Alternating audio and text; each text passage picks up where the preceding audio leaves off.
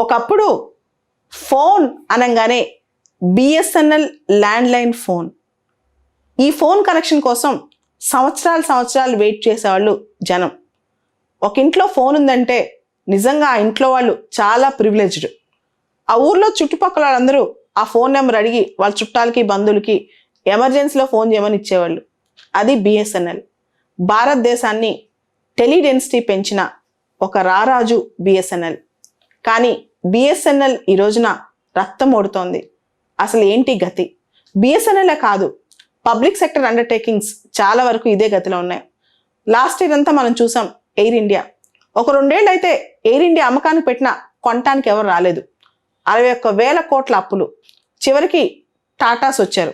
కానీ టాటాస్ అప్పు మొత్తం తీసుకున్నారంటే అప్పు మొత్తం కాదు, కేవలం మేము 61 కోట్లో 15,000 కోట్లు ఇస్తామని చెప్పారు. కానీ 100% స్టేక్ మొత్తం టాటాస్కి ఇచ్చేసింది గవర్నమెంట్. మిగతా అప్పంతా స్పెషల్ పర్పస్ వెహికల్కి ట్రాన్స్ఫర్ చేసింది.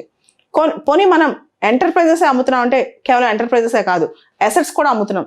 గవర్నమెంట్ మాయ చేస్తోంది. మేము ఎంటర్ప్రైజెస్ అమ్ముతున్నాం ఉంటుంది, కానీ అసెట్స్ కూడా ఇచ్చేస్తుంది అనమాట ప్రైవేట్ సెక్టర్కి. సో ఎయిర్ ఇండియా కథ పక్కన పెడితే మనం బిఎస్ఎన్ఎల్లోకి ఒకసారి వద్దాం. ఈ మహారాజా లాంటి బిఎస్ఎన్ఎల్ ఈ రోజున కుదేలవటానికి కారణం ఏంటి? అయితే గవర్నమెంట్ రీసెంట్గా 1.64 lakh crores ప్యాకేజ్ అనౌన్స్ చేసింది బిఎస్ఎన్ఎల్ రివైవల్కి. ఈ 1.64 lakh crore ప్యాకేజ్ కనుక ప్రాపర్గా వాడగలిగితే వచ్చే 5 ఏళ్లలో అంటే 2027 కల్లా బిఎస్ఎన్ఎల్ తిరిగి లాభాల బాట పడుతుందని ఒక అంచనా. అసలు బిఎస్ఎన్ఎల్కి లాస్ట్ టైం లాభం ఎప్పుడు వచ్చిందో తెలుసా? 2008-09 ఫైనాన్షియల్ ఇయర్లో. లాస్ట్ 13 సంవత్సరాల నుంచి బిఎస్ఎన్ఎల్ పూర్తిగా నష్టాల్లోనే ఉంది. దాదాపు లాస్ట్ 13 సంవత్సరాల నష్టం చూసుకుంటే 1.02 ట్రిలియన్ రూపీస్. ఎంత దారుణమైన అంశం చూడండి. బిఎస్ఎన్ఎల్ అంటే భారతదేశంలో టెలిడెన్సిటీ పెరుగుతుంది, ఫోన్లు వాడేవాళ్ళు పెరుగుతున్నారు, కానీ బిఎస్ఎన్ఎల్ మాత్రం నష్టాల బాటలో ఉంది గత 13 సంవత్సరాల నుంచి.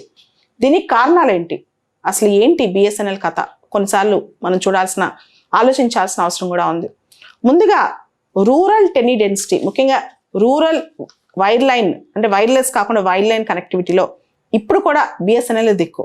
రూరల్ ఇండియాలో ఫోన్ అంటే వైర్ ఉండే ఫోన్ కనెక్టివిటీకి బిఎస్ఎన్ఎల్ రారాజు అనమాట ఈ రోజు కూడా. కానీ రోజుకి బిఎస్ఎన్ఎల్ సబ్స్క్రైబర్ బేస్ పడిపోతుంది.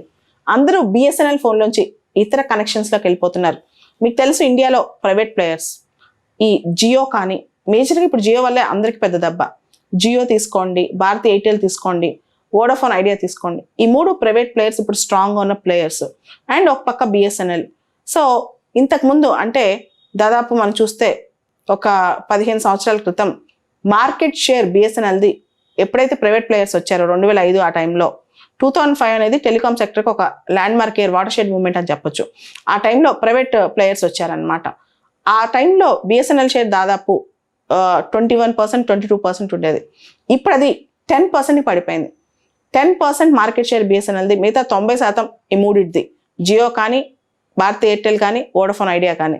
అంటే ఒకసారి చూసుకోండి, అసలు జియో వచ్చిన తర్వాత బిఎస్ఎన్ఎల్ బాగా అన్ని టెలికాం సెక్టర్స్తో పాటు అన్ని టెలికాం సర్వీస్ ప్రొవైడర్స్తో పాటు బిఎస్ఎన్ఎల్ కూడా గట్టి దెబ్బ తాలింది.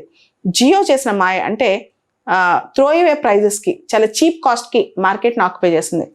ఇది క్యాపిటలిజంలో ఒక పరాకాష్ట అని చెప్పుకోవచ్చు. అంటే ప్రిడేటర్ ప్రైజింగ్ ఫస్ట్లో అంటే ఇనీషియల్ డేస్లో చాలా తక్కువ ప్రైజ్కి, అసలు చీప్ కాస్ట్కి, నష్టాలకు కూడా ఆఫర్లు ఇచ్చేసేసారు. సంవత్సరం మొత్తానికి 300 రూపాయలు 400 రూపాయలతో డేటా దగ్గర నుంచి మొత్తం అన్నీ ఫ్రీగా ఇచ్చేసారు. అట్లాంటి టైంలో ప్రతి ఒక్కరికి ఆశ పుట్టుద్ది కదా, అంత తక్కువకి సంవత్సరం మొత్తం యాన్యువల్ ఆఫర్లు వస్తుంటే అందరూ జియోకి షిఫ్ట్ అయిపోయారు. ఇప్పుడు బిఎస్ఎన్ఎల్ గత ఏంటి? బిఎస్ఎన్ఎల్ కాదు, ఎయిర్టెల్ కానీ, మన వోడాఫోన్ ఐడియా కానీ, ఇవన్నీ పరిస్థితులు కూడా అంతే ఉన్నాయి. ఎయిర్టెల్ ఓనర్ ఒకసారి చెప్తుంటే నేను విన్నాను, భారత్ ఎయిర్టెల్ ఓనర్ అనమాట.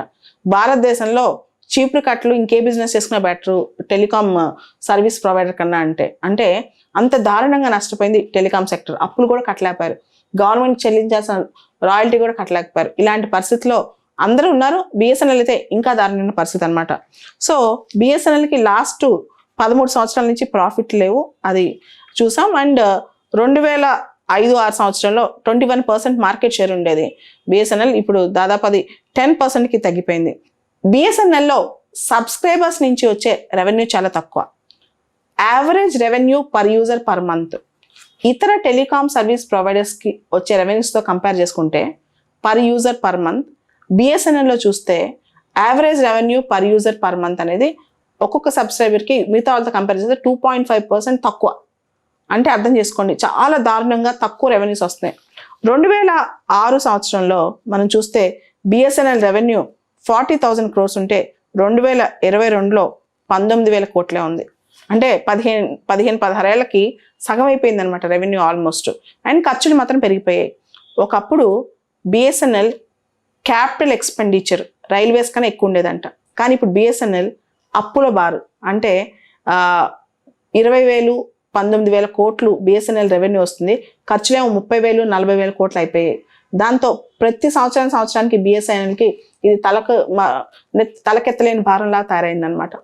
ఇక్కడ 2019లో గవర్నమెంట్ బిఎస్ఎన్ఎల్ ఎంప్లాయీస్కి ఒక ప్యాకేజ్ ఇచ్చింది, విఆర్ఎస్ ప్యాకేజీ.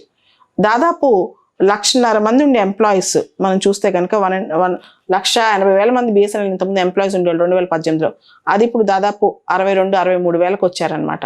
ఇప్పటికీ కూడా బిఎస్ఎన్ఎల్ పెట్టే ఖర్చులో 40% ఎంప్లాయీ బెనిఫిట్స్కి అయిపోతుంది. ఎంప్లాయీకి అయ్యే ఖర్చుకే 40% అయిపోతుంది. ఇది ఏ ఇతర టెలికాం సర్వీస్ ప్రొవైడర్ కన్నా కూడా ఎక్కువ అంట. సో ఎంప్లాయీస్కి అయ్యే ఖర్చు కానివ్వండి, రెవెన్యూ లాసెస్ కానివ్వండి, సబ్స్క్రైబర్ బేస్ లూజ్ అవటం కానివ్వండి, ఇవన్నీ కూడా బిఎస్ఎన్ఎల్ని ముంచేశాయి, తలకి మించిన భారం అయిపోయాయి అనమాట. సో ఇప్పుడు ఏమనుకుంటున్నారంటే బిఎస్ఎన్ఎల్ కనుక మంచి ప్యాకేజ్ ఇస్తే మళ్ళీ రివైవ్ అవుతుంది అని. అయితే రివైవ్లో లాభాలు చూసుకోవాలా, సోషల్ ఆబ్లిగేషన్ చూసుకోవాలా? రూరల్ హౌస్ హోల్డ్స్కి తక్కువ ఖర్చుకి టెలిడెన్సిటీ పెంచుతూ ఇవ్వాలా. టెలిడెన్సిటీ అంటే మీకు తెలిసిందే కదా, ప్రతి 100 మందికి ఎన్ని కనెక్షన్స్ ఉన్నాయని టెలిడెన్సిటీ అంటారు.